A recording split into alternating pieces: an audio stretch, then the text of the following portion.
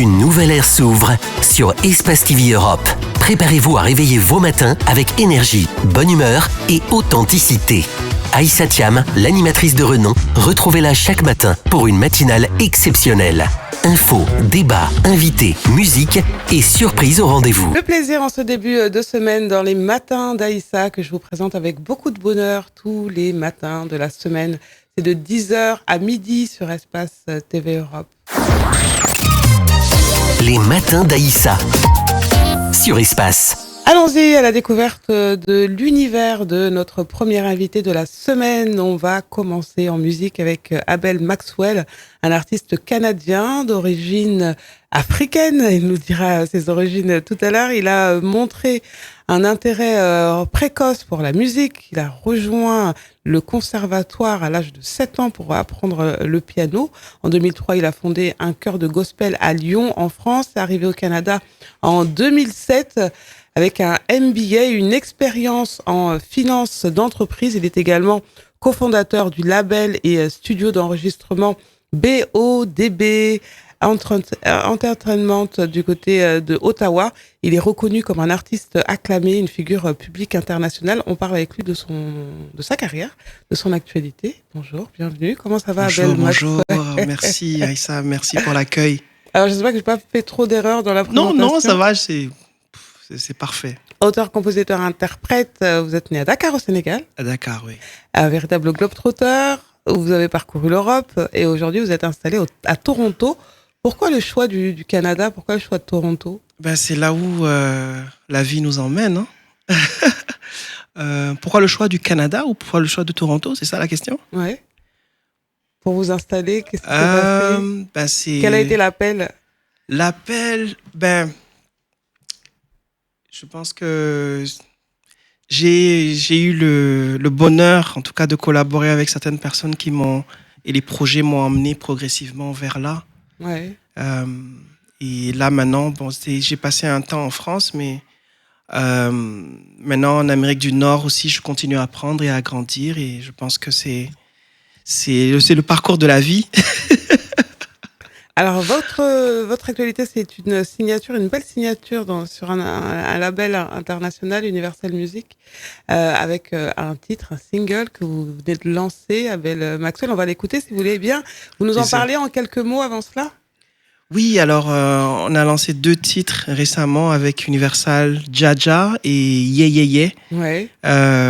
C'est deux hymnes à la joie, à la célébration de la résilience.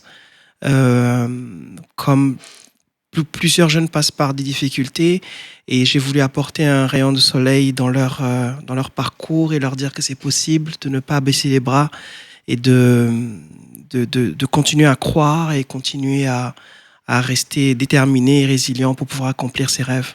On raconte ça et on se retrouve dans un instant.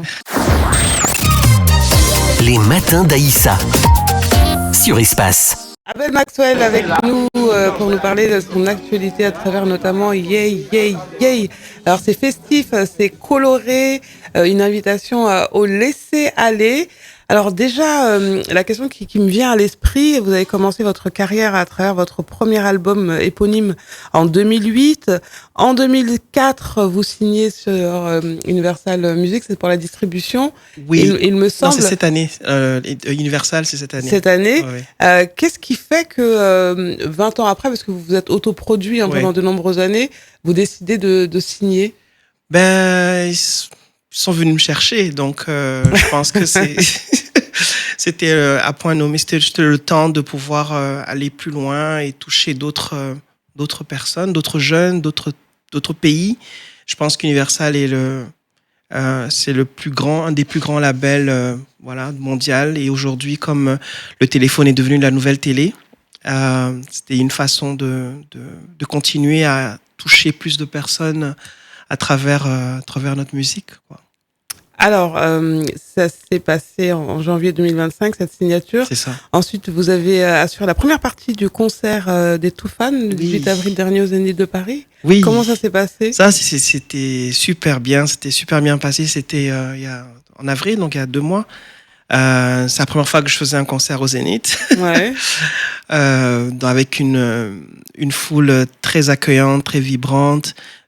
complète. C'était à guichet fermé. Apparemment, il y avait même 4000 personnes dehors qui n'avaient pas pris leur billet à temps. Ouais. Donc, ils n'ont pas pu rentrer. Donc, je pense que les Toufans sont en train de préparer d'autres choses. Mais ouais, ça s'était super bien passé. J'ai pu faire aussi d'autres rencontres, de belles rencontres ce jour-là. Alors justement, lorsque l'on signe sur un label international, enfin une firme comme Universal Music, Music Africa, est-ce qu'on n'a pas des restrictions? Est-ce qu'il y a un cahier des charges, ou est-ce que vous avez carte blanche dans votre création, ou dans la création du clip par exemple? Est-ce que justement, en ayant pris autant de liberté toutes ces années, est-ce que c'est pas contraignant? Ben, là, on a juste un contrat de distribution, donc j'ai toujours mon autonomie D'accord. Artistique, Ouais. créative. Bien Ouais. entendu, on collabore, mais on a signé de boîte à boîte de mon label. Mon label AM International a signé avec Universal, donc ça permet aussi à d'autres artistes qui sont sous mon label de pouvoir bénéficier de la distribution d'Universal. Donc, je pense qu'on l'a organisé de cette façon pour pouvoir garder une certaine liberté, ou avoir une certaine marge de manœuvre pour pouvoir voilà, travailler, collaborer, avoir le moins de restrictions possible, mais vraiment pouvoir distribuer nos produits et notre musique, et pouvoir influencer du coup. Alors, vous êtes né à Dakar, on le disait tout à l'heure, vous avez grandi en Europe avant de vous installer à Toronto. Est-ce que vous pouvez nous parler un peu de vos premières années et ce qui vous a attiré vers la musique? Alors, j'ai commencé le piano avec les encouragements de mes parents. Mon père m'a amené jouer au piano, prendre des cours de piano le mercredi après-midi. C'était un jour qui était le mercredi pour les enfants. L'après-midi, c'est le jour où on est libre, on peut s'amuser, on peut jouer au football dehors avec les amis, tout ça. Mais moi, je devais encore aller à l'école de piano. C'était contraignant, enfin, pour un enfant, mais au fur et à mesure que les années sont passées, j'ai récolté les bénéfices de ce sacrifice en jouant un peu partout avec des amis, des gens qui me sollicitaient en studio, jouer dans des églises, diriger des chorales. Tout ça, ça a participé à mon développement, à mon évolution. Et après avoir aidé plusieurs artistes aussi dans leurs projets, donc voilà, je me suis engagé dans le mien en 2008, et voilà, on est là aujourd'hui. C'est miraculeux pour moi. Je suis toujours émerveillé de ce qui se passe jusqu'à présent. Alors, pourquoi est-ce que votre père, vos parents en tout cas, tenaient à ce que vous appreniez le piano Mon père jouait de la guitare. Et mon père était médecin, et il jouait de la guitare, et il voulait qu'on ait d'autres cordes à notre arc à part l'école, qu'on puisse aussi s'exprimer artistiquement. Donc c'est un peu dans cet ordre d'idées qu'on a tous, mes frères et sœurs, ont pris des cours de piano, par la musique classique au début, et puis au fur et à mesure que je me suis développé, je suis allé dans d'autres styles. Aujourd'hui, je suis dans l'afrobeat, mais tout ce que j'ai appris à travers les années me sert énormément. Alors, en 2003, vous avez fondé un chœur gospel à Lyon, en France. Parlez-nous de cette expérience et comment a-t-elle influencé votre développement artistique? Le gospel a toujours été en moi, parce que j'ai grandi dans des églises, et le dimanche, on était sollicités pour jouer, pour accompagner les chorales. On m'a demandé de créer une chorale à l'époque, quand j'étais étudiant à Lyon et au conservatoire. Donc, j'avais mes amis du conservatoire qui venaient me donner un coup de main pour appuyer à la chorale. Et bon, ça, c'était une expérience qui m'a fait grandir dans mon leadership, ma façon de gérer des groupes, et voilà, les hauts et les bas, et aussi surtout apprendre à transmettre, et aussi, il y a aussi un volet éducatif. Mais c'est des expériences qui m'ont transformé, qui font qui je suis aujourd'hui, parce que je fais de l'afrobeat, mais j'ai aussi de la musique funk, du gospel, de la musique classique, la musique africaine, toutes ces musiques, tous ces courants qui m'ont influencé jusqu'à présent. Donc on les retrouve dans tout ce que je fais aujourd'hui. Un image également de votre vie qui vous a emmené de l'Afrique en Europe, et au Canada. Ouais. Un véritable melting pot, en fait, c'est un peu ce que vous êtes, c'est un peu votre histoire. C'est un peu mon histoire, oui, c'est un peu mon histoire. Je pense que c'est un parcours, unique d'une certaine façon. Il y a plusieurs personnes aussi qui ont un parcours à peu près similaire. Ouais. Mais j'essaye de créer des ponts entre toutes les cultures dans lesquelles j'ai baigné, qui m'ont influencé, inspiré. Et je refais aussi un retour aux sources aujourd'hui, surtout en Afrique, au niveau de la culture, pour pouvoir transmettre, montrer aux jeunes que c'est possible d'être fier de ses origines et de pouvoir contribuer à l'écosystème culturel du monde. Aujourd'hui, avec l'Afrobeat, je pense qu'on est dans une bonne période pour le faire, parce qu'on en a d'autres, il y a d'autres qui le font aussi, et on a un rayonnement plus important. Alors justement, est-ce que c'est aussi un parcours qui a été, je suppose, jalonné de rencontres? Est-ce qu'il y a des rencontres sur ce parcours qui vous ont largement influencé dans vos œuvres? Oh là là, ben oui, plusieurs rencontres. Les plus marquantes, par exemple? Dans mes œuvres, dans mon parcours. Déjà, je fais un petit coucou à Monsieur Lamine Guirassi, que j'ai rencontré en Guinée, à Conakry, quand j'ai fait un concert au Stade Sori, devant 20 000 personnes. C'était il y a 2 ans de ça. J'ai collaboré avec plusieurs artistes. Mon Dieu, il y a tellement de monde, tellement de noms. Ça vous reviendra peut-être. J'ai peur de manquer des noms. Là, il y en a tellement. Alors, si vous voulez bien, on va écouter Dja. Dja, vous nous en parler rapidement. Absolument. Dja, alors c'est une hymne à la résilience. Ouais. Je parle français. Je parle français. Je parle Mina, alors du Togo, en Afrique de l'Ouest. Ouais. Togolaise. Le Togo, Sénégal, un peu la Guinée, mon père est né en Guinée. Donc c'est vraiment tout ce que les autres parlent de résilience, nous inspire à se dépasser, à donner le meilleur de soi. Ouais. Et Dja est aussi une célébration de la résilience. Donc et puis Dja, c'est un titre assez universel où dans toutes les langues, tout le monde, tous les peuples peuvent le chanter, et c'est ce qui se passe en ce moment. Depuis sa sortie au mois d'avril. On regarde. On regarde. Les matins d'Aïssa sur Espace. Un hymne à la résilience, c'est très très bien fait, et puis on ressent bien les sonorités africaines. C'est aussi ça votre pari, le pari de votre musique, oui. Du modernisme, des sonorités urbaines, et bien entendu les sonorités traditionnelles de l'Afrique. Ça vous parle? Absolument, complètement. C'est vraiment d'essayer d'être, en fait, d'être. Je pense que c'est tout ce qui est enfoui en nous. Qu'on n'a pas réussi forcément à exprimer au départ. Au début de ma formation, au début, je faisais beaucoup de musique influencée par les États-Unis, et puis plus progressivement, je vais en Afrique, où je vais dans mes racines. Ouais. Et du coup, Donc, Dja et Yé, justement, sont des titres qui reflètent cette envie de pouvoir de vraiment toucher l'Afrique, de toucher les jeunes d'Afrique et leur dire qu'ils ont de la valeur et qu'ils sont importants.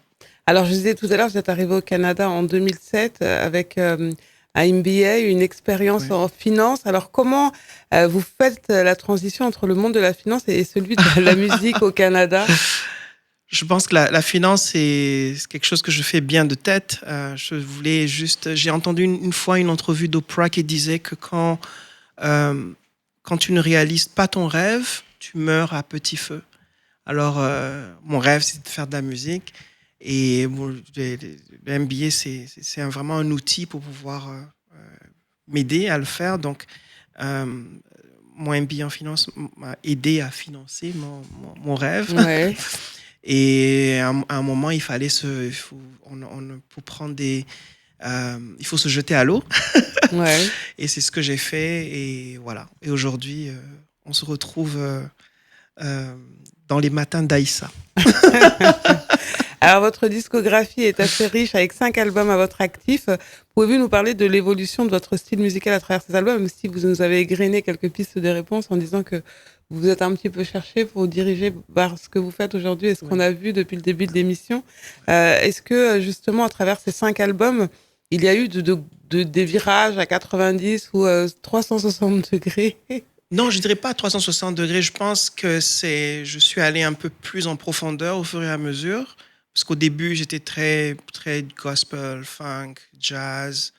Et puis, de plus en plus, je suis allé, en tout cas, surtout dans le 5e album, À partir de à partir du 4e, 5e, contradiction? Contradiction, ouais. À D'accord. partir de Contradiction, on sent vraiment les influences africaines de plus en plus. Et de pouvoir le faire, je me suis aussi entouré d'une très très belle équipe qui travaille avec moi, une équipe de compositeurs, d'arrangeurs, qui ont pu préciser, préciser mon travail, qui ont pu l'articuler, m'aider à mieux articuler mes idées. D'accord. Donc c'est vraiment, je suis un peu le drapeau en fait du travail voilà, un collectif de personnes que je salue au passage qui m'emmènent tout ce qui me permet d'arriver jusqu'ici. Je l'ai pas fait tout seul.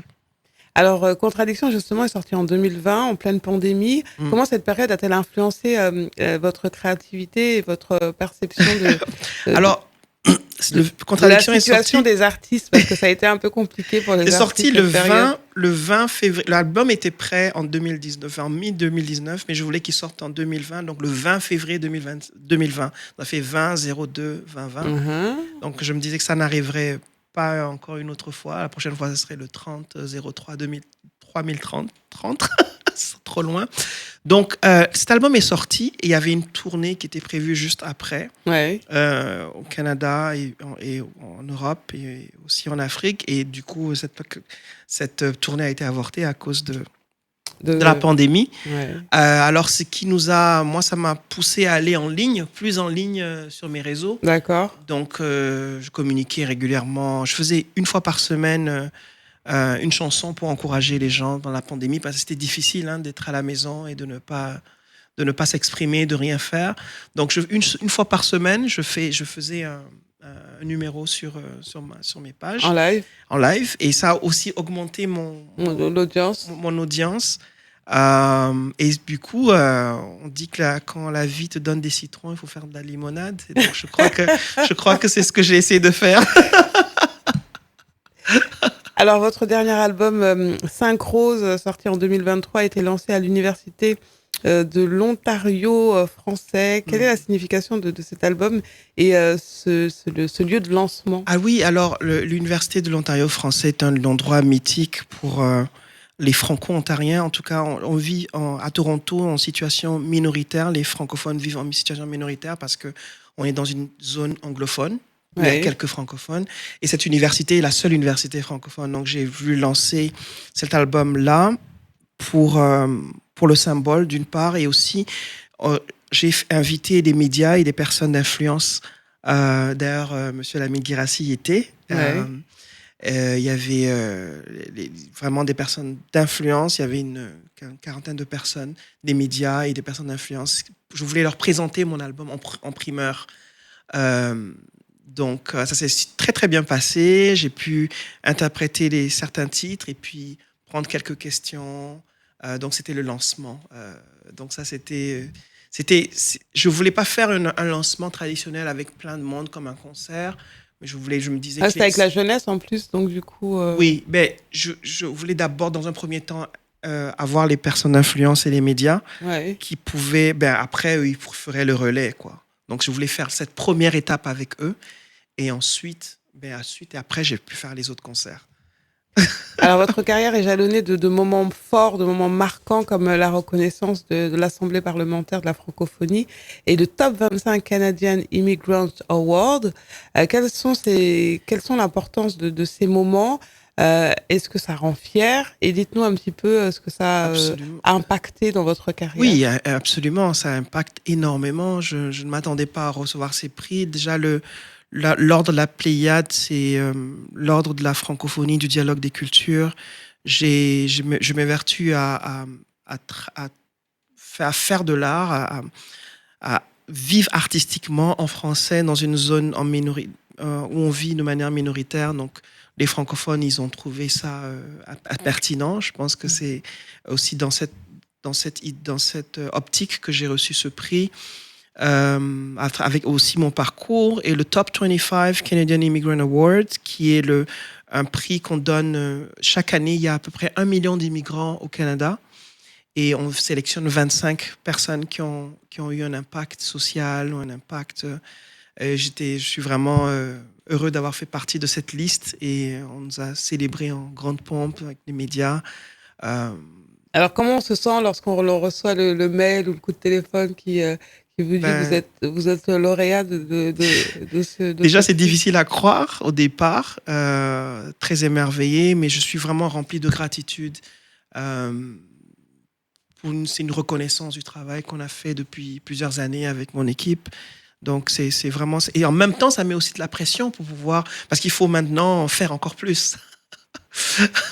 Ça met la pression, justement, en mai 2025, vous recevez la médaille du couronnement du roi Charles III, une distinction pour vos contributions significatives et votre service public. Donc, du coup, la pression d'avant, je pense que vous avez réussi à la surpasser. Fouf.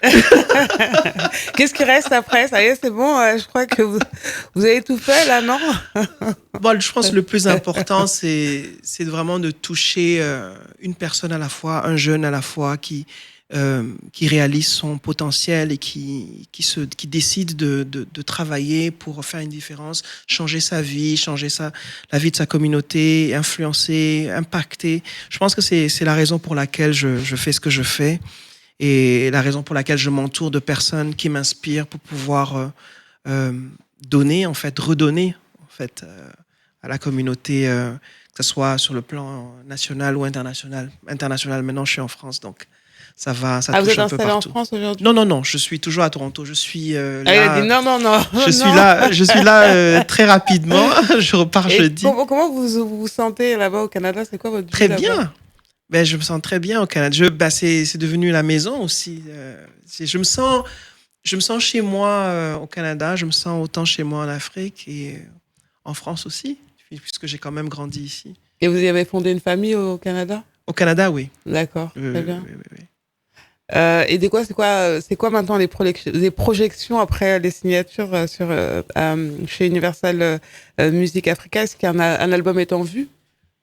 Oui, bon, aujourd'hui, chaque single est traité un peu comme un album parce qu'on ne vend plus de CD ou de supports, sur les supports qu'on a connus dans le temps.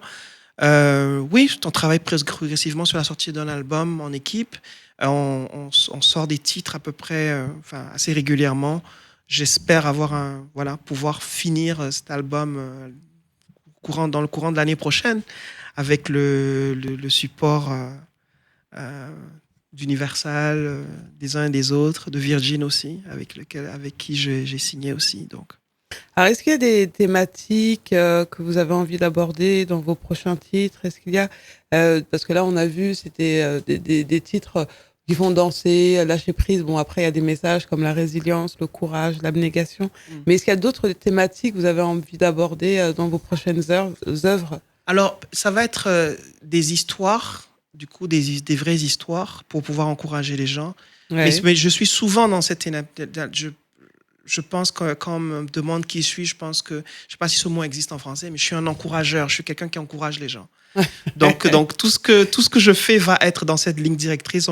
On verra rarement, presque jamais, je parlerai jamais d'un bus qui est tombé en panne, par exemple, dans mes chansons.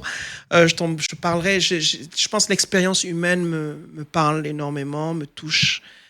J'essaye d'apporter de la lumière aux gens, de leur faire réaliser qu'ils ont énormément de potentiel, et j'essaie d'utiliser différentes histoires pour pouvoir mettre en valeur la capacité que nous avons à surmonter les obstacles.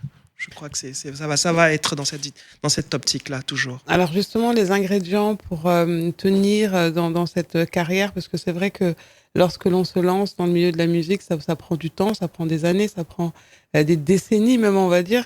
Quels sont les trois ingrédients, selon vous, pour pouvoir tenir le cap? Tout d'abord, c'est de croire en soi, d'être confiant que ce qu'on a apporté a de la valeur. Je pense que c'est la chose la plus difficile qui a été pour moi, c'était de vraiment de croire en moi. Je croyais aux autres, mais je croyais pas forcément en moi. Et tout a changé du moment où j'ai commencé à croire en moi.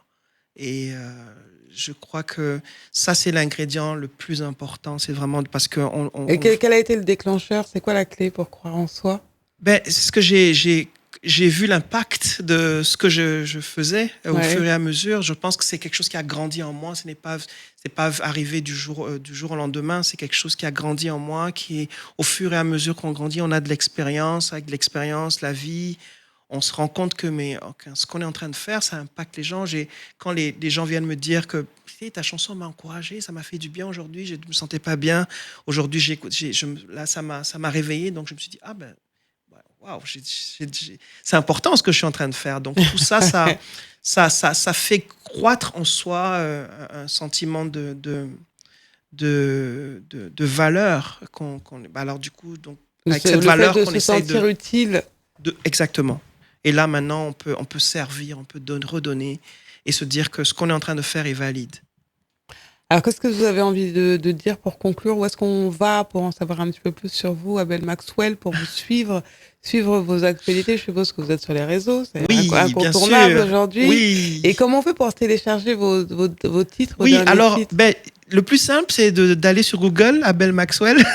Sur Google, on tombe sur déjà sur YouTube. Je suis sur YouTube, je suis sur Apple Music et toutes les plateformes de téléchargement digital. Ouais. Et sur mes réseaux, donc sur Instagram, Abel Maxwell, Facebook, Abel Maxwell.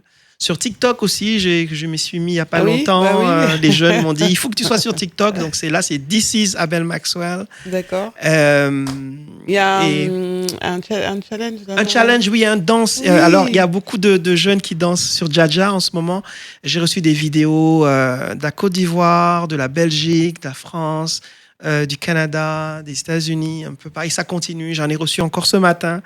Je fais aussi un clin d'œil au groupe Jambel Dance, qui a plus de 300 instructeurs de danse qui m'envoient des vidéos régulièrement, un peu partout dans plusieurs pays d'Europe et aussi en Afrique. Donc, je pense que je suis l'exemple, je suis la personnification du fait que quand on fait quelque chose, quand on y croit, ça peut avoir de l'impact et ça peut guérir les gens, ça peut leur faire du bien. Donc, j'essaie d'inviter d'autres personnes à faire la même chose, de croire en eux-mêmes et puis de donner ce qu'ils ont dans le cœur aux autres. C'est important. On va se faire plaisir avec si tu veux bien, pour se quitter. Un tout dernier mot? Merci beaucoup pour l'invitation. Je suis très honoré d'être ici. Et puis, continuez à croire en vous-même. Sachez que vous avez de la valeur et que vous pouvez surmonter plusieurs obstacles si vous croyez en vous-même et si vous croyez aux projets qui sont en vous. C'est un joli message de conclusion, Abel Maxwell. Bon vent à vous. Et déjà disponible sur toutes les bonnes plateformes de téléchargement. Vous cherchez Abel Maxwell, il est présent sur tous les réseaux. Vous souhaite un bon retour du côté du Canada et à bientôt sur l'antenne d'Espace TV Europe. Merci Aïssa. Les matins d'Aïssa sur Espace. Lady Bantou, engagée à travers C'est la faute à pas Bia. J'ai adoré ce titre à l'époque. Merci. Ce titre qui a un double sens et qui vous a valu pas mal de soucis à l'époque au Cameroun. De soucis. Ouais, c'est ça, c'est vrai. Bon, moi, j'essaye juste de poser ma pierre à l'édifice. Parce que déjà, je suis une femme et quand on est une femme, voilà, les hommes, c'est des intellects. Nous sommes des femmes, on donne de l'amour. C'est comme pour dire, voilà, j'aime mon peuple et puis je ne peux pas rester là à me taire parce que je crois en ce peuple-là, le peuple africain. Et je pense que nous sommes tous dirigeants, chacun à son niveau. Moi, c'est ce que j'essaie juste de dire, qu'on est dirigeants, chacun à son niveau. Et surtout que vous n'étiez pas à vos essais, à votre coup d'essai, puisque dans votre premier album, Ma colère, en 2006, vous abordiez notamment les thèmes comme le viol, les violences faites aux femmes. Ouais. Dans l'album La fille Betty, en 2008, vous abordiez des problématiques sociales, la prostitution, l'inceste, le sida. Oui. En tout cas, ça a toujours fait partie de votre ADN de dénoncer. Oui, c'est ça, c'est que c'est l'humain.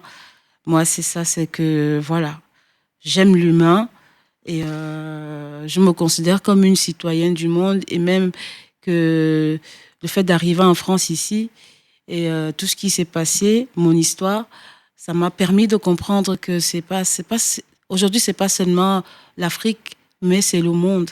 Avec tout ce qui se passe aujourd'hui, les guerres, la Palestine, Israël et même en Afrique, tout ça. Moi, ça me parle, ça m'interpelle et je pense que voilà, il faut donner de l'amour, il faut dire la vérité. Alors justement, comment vous voyez de l'extérieur l'évolution du hip-hop camerounais? Déjà, vous y êtes retourné depuis au Cameroun ou... Non, Non. bientôt. Non, je ne suis pas retournée bientôt, D'accord. j'espère. Alors, comment vous voyez l'évolution justement de cette scène camerounaise et la scène du hip-hop camerounais d'aujourd'hui? Quel est le regard que vous portez dessus de l'extérieur? Moi, de l'extérieur, je trouve que le hip-hop commence à se réveiller aujourd'hui. C'est sûr, c'est vrai qu'il y a eu le mbolé, il y a la trappe, il y a voilà, tout ce cheminement-là. Mais je trouve que honnêtement, moi, je vais dire, peut-être que je vais dire ça parce que je suis peut-être, moi, je suis old school ou alors, voilà, moi, je suis hip-hop. Moi, je suis hip-hop. Quand on dit hip-hop, c'est qu'il faut donner, c'est dans les techniques et tout ce que. Mais aujourd'hui, j'ai l'impression que les rappeurs aujourd'hui portent des jupes. Excusez-moi du terme. Ils portent des jupes. Ils portent des jupes. Et puis, bon.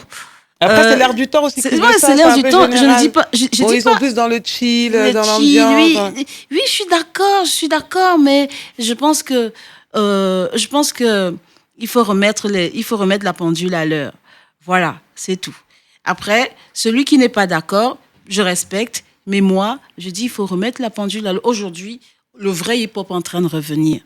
Maintenant, old school, new school sont faux débats, chacun fait son game à son niveau. Mais le hip-hop en Afrique, à un moment donné, a dormi un peu. Voilà, tout simplement. Alors, vous êtes annoncé pour des événements à la Bellevilloise à Paris, il me Oui. semble. Vous pouvez nous en donner les dates? Voilà, c'est le 17 Juillet. 17 juillet à la Ouais. Bellevilla. Dans quel cadre? Dans le cadre, voilà, ma première, c'est-à-dire c'est vraiment mon premier concert Ouais. officiel. Et c'est aussi pour présenter aussi le cheminement de l'album qui doit sortir bientôt, Ouais. dans quelques mois, Bantu Bantu Futuro. Foot. Voilà, Ouais. les Bantous du futur. D'accord. Et voilà, c'est juste pour dire à mes fans, voilà, je suis revenue, je suis là, game over. Alors, il y a l'un des titres qui est sorti le 8 mars dernier à l'occasion de la Journée internationale De des la droits des femmes. oui. Un hommage aux femmes. Vous nous en Oui. parlez de ce titre? Oui, c'est déjà ma base. Voilà, je suis engagée aussi en tant que femme. Et ce jour-là ne pouvait pas passer comme ça, voilà, sans rendre hommage encore à la femme. Donc oui, voilà, c'était une façon de rendre hommage à la femme, de dire que, voilà, porte bien tes valeurs, éduque, c'est toi qui rassemble, parce que tu es une femme et tu as amour. Du coup, le rendez-vous, c'est le 17 juillet prochain à la Bellevilloise. C'est à quelle heure? Ce sera à partir de 20h. À partir de 20h, avec Voilà. du bantou, des surprises, des Oui, il y a musiciens avec vous sur scène. Oui, je suppose. voilà, avec des musiciens. Vraiment, ça va être vraiment une belle réunion, en fait. Voilà, c'est ça. Il y aura vraiment un concert de 2 heures et ça va être un échange, ça va être un partage. Ça va être pas mal de belles surprises. Et du coup, comment vous avez envie de conclure? Qu'est-ce que vous avez envie qu'on retienne? Les personnes qui vous reconnaissent, qui ne vous ont pas vu depuis longtemps, les personnes qui vous découvrent aujourd'hui, les téléspectateurs, quel est le message que vous avez envie de leur adresser à Lady Bantou? Moi, j'ai juste envie de leur dire que aimons-nous les uns les autres. Aimons-nous les uns les autres. On a vraiment besoin de ça. Moi, j'ai l'opportunité aujourd'hui d'être là et de partager ce moment. Il y a ceux qui ne me connaissent pas et aussi ceux qui me connaissent, mes fans. J'ai dit, voilà, je suis revenue. Voilà, venez le 17, on va échanger, on va célébrer la musique, on va célébrer l'amour. Mais n'oubliez pas une chose, c'est nous les humains, c'est nous l'Afrique. C'est nous l'Afrique. Si nous sommes la mère de l'humanité. Hein? Donc ça veut dire que on a un grand rôle à jouer dans cette vie, dans cette société. Aimons-nous les uns les autres. Ensemble, on va plus loin. Seul, on va plus vite. Donc, amour, amour et amour. Soyez là le 17 juillet, rendez-vous à 20h à la Bellevilloise à Paris pour ce concert de retour donc et de célébration de l'amour, de la paix et de l'engagement avec Lady Bantou donc et pour célébrer également Bantou Futuro, son nouvel album, ça sort ça sort très très bientôt. Merci en tout cas d'être venu sur l'antenne. Est-ce qu'on peut télécharger les titres de l'album ou est-ce qu'on pourra vous suivre? Comment on fait pour en savoir un petit peu plus On sur peut les me réseaux? suivre sur Couleur Folle, le nouveau single qui est sorti, Pressing. Voilà. On peut suivre ça là-bas, sur Spotify, iTunes, Viber. On peut me suivre. Et puis, sur ma page officielle Instagram, Lady Bantou officielle. Et sur ma page Facebook, Lady B officielle. Donc voilà. Merci beaucoup, Lady Bantou. Au plaisir, on souhaite un bon spectacle et un bon retour. À bientôt. À bientôt. Merci. Les matins d'Aïssa sur Espace. Les matins d'Aïssa sur Espace.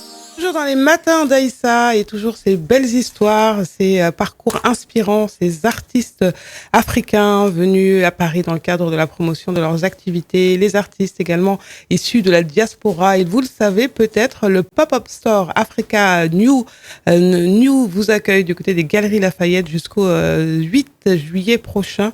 La célébration de nos designers et de nos stylistes, les meilleurs, ont été sélectionnés pour venir vous montrer leur créativité. Les Galeries Lafayette, Paris Haussmann accueillent donc ce Pop-Up Store Africa Now, une initiative collaborative dédiée à la célébration de la mode et du design africain. Un événement qui vise à mettre en lumière la richesse culturelle, créative, artistique de l'Afrique, tant dans le monde que dans la société en général. Alors, on devait recevoir 2 des stylistes, dont l'une des pionnières de la mode africaine, Collé Sohardo. Et nous accueillons également un talent du stylisme africain, originaire du Sénégal. Son nom, Abdoulahad Gueye, que vous connaissez peut-être plus sous le nom d'Al Gueye. C'est sa première marque dédiée aux femmes. La deuxième, sortie en 2024, Narougour. C'est bien, j'espère bien prononcer. Narougour. Narougour. Alors, merci de nous rejoindre. Vous en êtes les fondateurs de ces 2 marques, mais aussi directeurs artistiques. Alors, vous proposez des vêtements d'inspiration moderne et ethnique pour hommes et pour femmes qui sont conçus pour être élégants et authentiques. Vous jouez en fait avec les matières.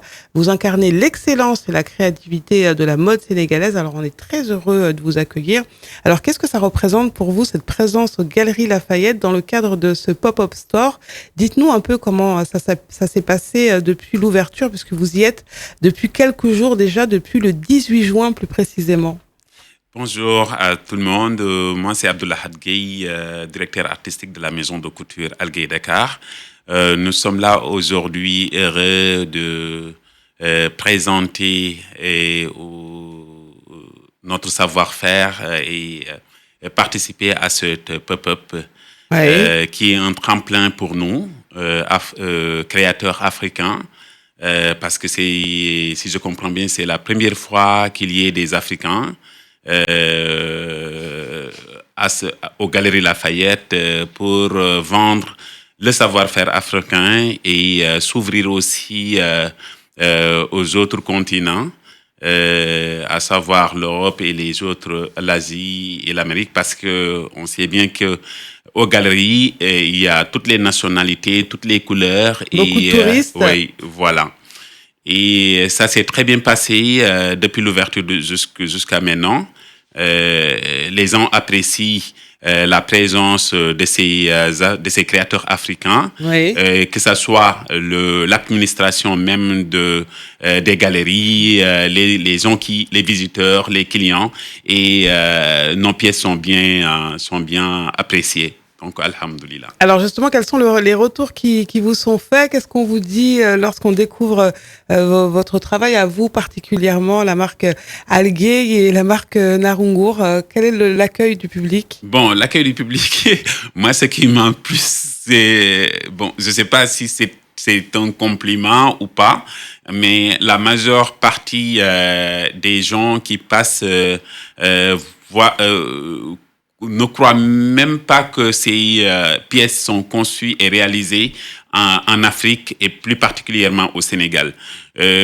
Donc, pour dire que, voilà, on a le savoir-faire, on a la créativité et il reste qu'à trouver un moyen de faire connaître encore plus ce que le Sénégal peut faire, ce que l'Afrique aussi peut offrir au monde en termes de créativité et en termes dans le plan artisanal et voilà.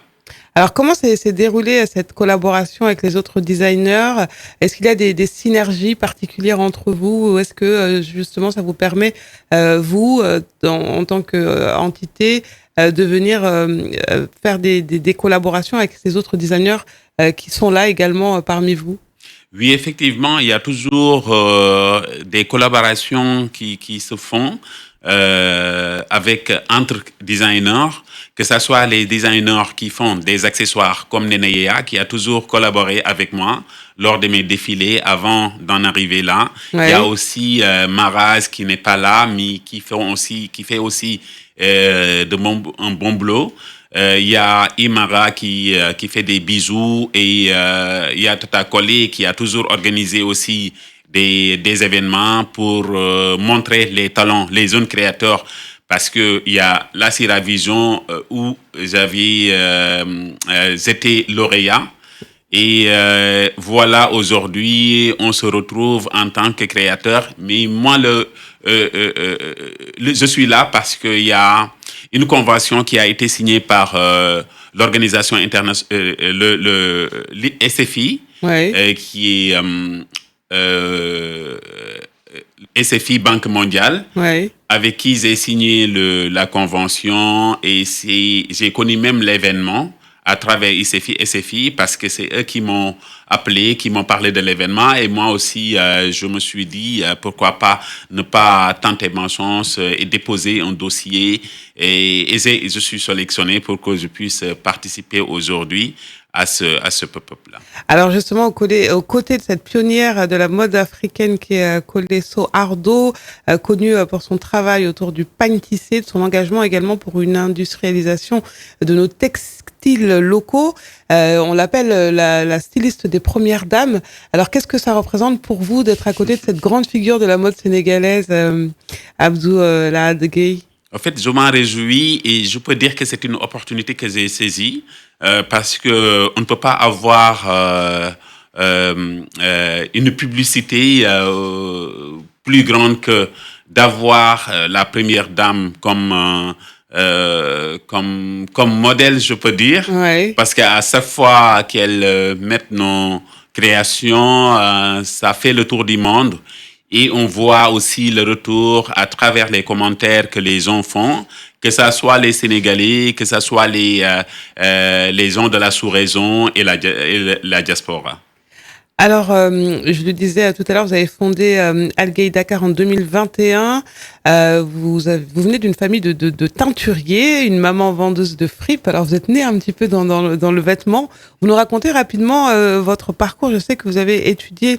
Vous êtes titulaire d'une maîtrise en sciences économiques que vous avez obtenue à l'université Cheikh Anta Diop et d'un BTS en stylisme et modélisme. Vous racontez rapidement votre parcours? C'est en 2012 que j'ai créé la marque, en 2021. Et l'idée est venue, moi, quand je faisais le lycée, j'ai fait la série S et je voulais, dans un premier temps, formaliser l'activité de la maman qui est une vendeuse de friperie. Oui. Et moi je suis né et j'ai grandi dans une famille teinturière, oui. Donc j'ai toujours côtoyé ce monde-là de textiles de couleurs et formes Et c'est tout ce qu'à travers la friperie, on voit toute forme de vêtements, toutes sortes de couleurs et tout. Et c'est ça peut-être qui m'a donné le goût de la mode.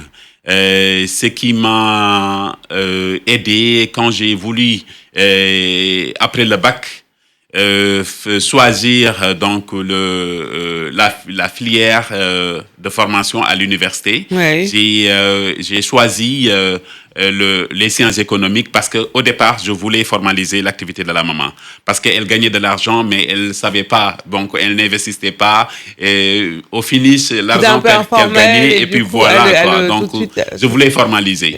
Arrivé en licence, je me suis dit, au lieu d'aller créer une entreprise commerciale, le mieux c'est de trouver un moyen de maîtriser le process de fabrication d'un vêtement. Et c'est ce qu'il m'a fallu apprendre donc le stylisme en participant au concours d'entrée à l'École nationale des arts et sortir en 2011 avec un BTS, un stylisme modélisme, une mention très bien, et la première mention très bien de l'école, bien sûr, depuis sa création en 1972, et major de ma promotion. Et donc, vous vous êtes tout de suite lancé à travers Algay. Alors, pourquoi? C'est quoi? Ça veut dire quoi, Algay? Donc, Algay, c'est juste le diminutif de mon nom, parce que le A, c'est Abdou, le L, c'est Lahad, et le nom de famille Gay qui donne tout Algay, et voilà. Alors, est-ce que justement vos vêtements sont connus, consommés au Sénégal? Quel est le type de clientèle? On sait qu'il y a quand même une classe moyenne au Sénégal, une classe également. Les Sénégalaises, on les connaît, elles aiment s'habiller, elles aiment être belles. Est-ce que votre clientèle est 100% sénégalaise ou vous vendez plus à l'extérieur du pays? Oui, dans un premier temps, c'est les Sénégalais qui consomment vraiment la marque. Et après, au fur et à mesure, bouche à oreille, ça s'étend jusqu'à ce que les gens, avec les réseaux sociaux, bien sûr, parce qu'à chaque fois qu'on fasse une collection, on fait le shooting, on les publie sur les réseaux sociaux et la sous-région, la diaspora commande pour qu'on puisse vraiment leur fournir et voilà. Donc c'est comme ça c'est devenu une marque actuellement qui a vraiment pris sa place et sur le continent africain. Alors, comme il ne reste pas beaucoup de temps, je vais vous poser 2 questions dans une. Alors, quel est votre regard aujourd'hui sur l'évolution de la mode africaine, la mode sénégalaise, ces dernières années? Alors, comment percevez-vous la place de la mode africaine sur la scène internationale? Bon, je pense que le monde actuellement le monde a un regard vraiment orienté vers la créativité d'une manière générale africaine. Et en ce qui concerne la mode, je trouve qu'actuellement, on a vraiment de la place parce que c'est tellement adopté par les gens que nous, on n'a plus le choix. Le choix qu'on a, c'est de faire en sorte que cette mode-là puisse être vraiment bien vendue et puis qu'on puisse aussi faire face à la demande. Parce que c'est important aussi. Il ne s'agit pas seulement de créer, mais aussi pouvoir faire suivre. Produire à grande échelle aussi. Produire à grande échelle. Donc, d'où l'importance maintenant de réfléchir pour industrialiser cette mode africaine parce que la demande, elle est très forte et nous, en tant que designers, on rencontre plein de difficultés pour pouvoir faire face à cette demande. Même pour satisfaire la demande locale, ça pose problème. Donc, il faut qu'on essaie de trouver un moyen pour pouvoir mettre en place un système de formation pour que nos jeunes qui veulent se lancer dans ce secteur-là puissent être formés et avoir les compétences qu'il faut et produire des produits qui seront compétitifs sur le plan international. C'est jusqu'au 8 juillet. Allez-y tout au long de la journée aux Galeries Lafayette. De nombreux designers et stylistes africains sont présents. Je vais vous citer quelques marques: Late for Work, Boidoé, Woman, We Are Beau, Ibrahim Fernandez de la Côte d'Ivoire, Néné Yaya qui vient du Sénégal, Sisters of Africa. Il y a également notre invité du jour, Ekole Ardo Sow, également très connu au Sénégal, une figure emblématique de la mode sénégalaise et africaine. Abdoulaye Gay à travers ses deux marques, Al Gay pour les femmes et Naru Ngor pour les hommes. Venez nombreux, puisque c'est vrai que le constat qu'on fait, c'est que les Africains de la diaspora sont pas très nombreux. C'est important de le dire. Comment? Les Africains de la diaspora sont pas trop nombreux sur place là-bas au rendez-vous. Moi, je trouve que c'est bon. Hein? Ça suffit? Oui, parce que l'objectif aussi, c'est pas seulement que les Africains de la diaspora viennent, mais que toutes les nationalités puissent voir et apprécier ce que l'on fait. C'est au 3e étage? Oui, c'est au 3e étage. À la Coupole? À la Coupole. Soyez au rendez-vous. Et on vous retrouve où sur Internet pour en savoir un petit peu plus sur votre travail? Oui, on peut seulement taper Al Gay Dakar pour voir ce que l'on fait, que ça soit sur Google comme Instagram. Merci beaucoup d'être venu dans les matins. C'est moi qui vous remercie. Très bien. Une nouvelle ère s'ouvre sur Espace TV Europe. Préparez-vous à réveiller vos matins avec énergie, bonne humeur et authenticité. Aïssa Thiam, l'animatrice de renom, retrouvez-la chaque matin pour une matinale exceptionnelle. Infos, débats, invités, musique et surprises au rendez-vous.